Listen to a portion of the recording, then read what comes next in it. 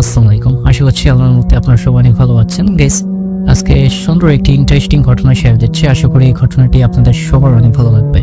তো ঘটনায় যাই। ঘটনাটি যিনি আমাকে যেমন করে পাঠিয়েছেন আমি তেমন করে আপনাদেরকে শোনাচ্ছি। আশা করি ভালো লাগবে। আমার বয়স তখন 10, বয়স কম হলেও বেশ কিছু বুঝতাম। আমাদের গ্রামে তখন বিদ্যুৎ ছিল না। রাতের গরম সহ্য করার জন্য জানলা খুলে ঘুমানো ছাড়া উপায় ছিল না। সেই সময়টা ছিল আমের মৌসুম। আমরা ছোটরা প্রতিদিন সকালে আম কুড়ানোর খেলায় মেতে থাকতাম। একদিন ভাবলাম মায়ের সাথে ভোরে আম কুড়াতে যাব। মা আমাকে আগে বলছিল খুব ভোরে নানির সাথে নামাজ পড়ে আম কুড়াতে যাবে। আমি বললাম আমাকে কিন্তু ডাক দিও। মা কথা দিয়েছিল। সেই রাতে শুয়ে পড়লাম। মাঝরাতে আচমকা মনে হলো মা আমার পাশ থেকে উঠে গেছে। আমি তাড়াতাড়ি উঠে তার পিছনে নিলাম। মা বাড়ি থেকে বেরিয়ে যাচ্ছিল। আমি ডাক দিলাম। মায়ের হাতের ইশারায় আমাকে তার সাথে যেতে বলল। চাঁদের আলোয় চারপাশ ঝলমল করছিল। পরিবেশ ছিল গা ছমছমে। মা যেন অদ্ভুতভাবে অনেক বেশি আম কুড়াচ্ছিল। আমি কিছুই তেমন পাচ্ছিলাম না। তার চুপ থাকা এবং একটু কথা না বলায় আমার অস্বস্তি বোধ হলো। হঠাৎ খেয়াল করলাম মা কবরস্থানের দিকে যাচ্ছে। মা তো কখনো আমাকে ওই পথের দিকে যেতে দেয়নি। সেখানে তো আম গাছ নেই, কেন সেখানে যাচ্ছে?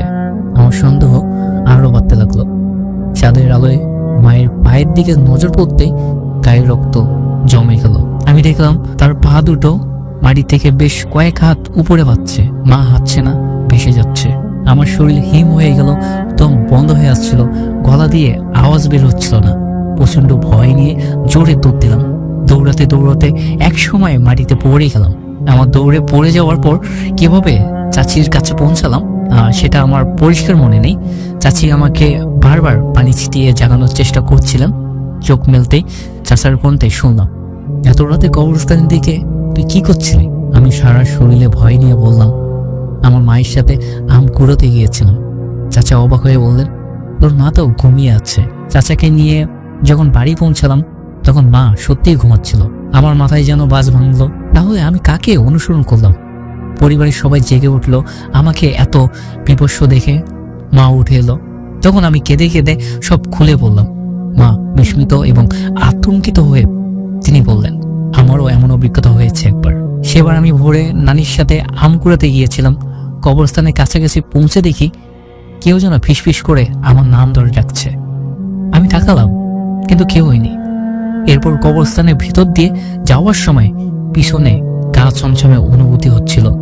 পিছনে তাকাতেই দেখলাম একটা সাদা কাপড়ে ঢাকা বুড়ি আমার পিছনে দাঁড়িয়ে আছে। মায়ের কথা শুনে সবাই স্তব্ধ হয়ে গেল। চাচা বললেন, এই জায়গাটা ভালো না।